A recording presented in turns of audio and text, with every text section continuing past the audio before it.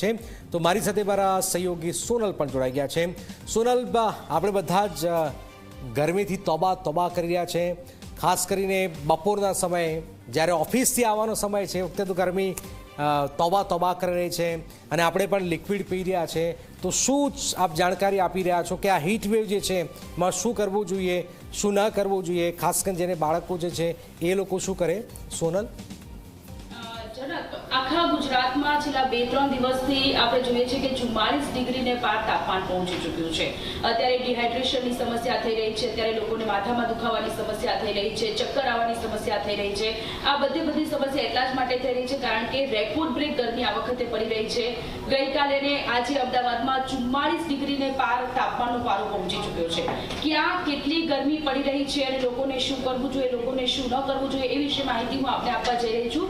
સૌથી પહેલા તો એક મેપના માધ્યમથી આપણે જોઈએ હવામાન કેન્દ્ર અમદાવાદ। આ હવામાન કેન્દ્ર દ્વારા આ મેપ જાહેર કરવામાં આવ્યો છે કે જેમાં તમે જોઈ શકો છો કે આ જો જે યલો કલરનું જે જિલ્લાઓમાં છે એ તમામ જગ્યાએ યલો એલર્ટ આપવામાં આવ્યું છે, એટલે કે પોરબંદર, રાજકોટ, બોટાદ, મોરબી, સુરેન્દ્રનગર, મધ્ય ગુજરાતમાં આપણે અમદાવાદમાં રહીએ છીએ, અમદાવાદમાં પણ યલો એલર્ટ છે, પાટણમાં પણ યલો એલર્ટ છે અને કચ્છમાં પણ યલો એલર્ટ છે। આ તમામ જિલ્લાઓમાં અત્યારે કાળઝાળ ગરમી પડી રહી છે અને બપોરનો સમય ખાસ કરીને 12 વાગ્યાથી લઈને 5 વાગ્યા સુધીનો સમય એ ખૂબ જ ક્રુશિયસ સમય માનવામાં આવે છે અને એ સમયગાળામાં લોકોને ઘરની બહાર ન નીકળવાની અપીલ, ખાસ કરીને જેમના ઘરે નાના બાળકો છે ને જેમના ઘરે વૃદ્ધો છે એ લોકોની અપીલ છે કે એ લોકો ન નીકળે। બાકીના જે જિલ્લાઓ છે ત્યાં ગ્રીન એલર્ટ આપવામાં આવ્યું છે। ત્યાં ગરમી પડી રહી છે પરંતુ એટલી બધી ગરમી નથી પડી રહી, પરંતુ ત્યાં પણ સાવધાની રાખવી જરૂરી છે। જૂનાગઢ, ગીર સોમનાથ, અમરેલી, ભાવનગર છે। આપણે દક્ષિણ ગુજરાતમાં જઈએ તો વલસાડ, નવસારી, ડાંગ, તાપી, સુરત, ભરૂચ, નર્મદા આ બધી જ જગ્યાએ અત્યારે ગ્રીન એલર્ટ આપવામાં આવ્યું છે।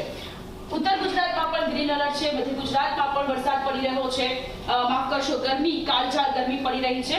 હવે આપણે વિંડીના માધ્યમથી એ સમજવાની કોશિશ કરીએ કે ક્યાં કેવી સ્થિતિ રહી શકે છે।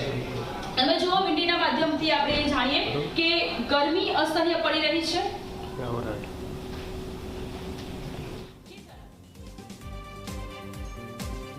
બિલકુલ, આભાર સોનલ।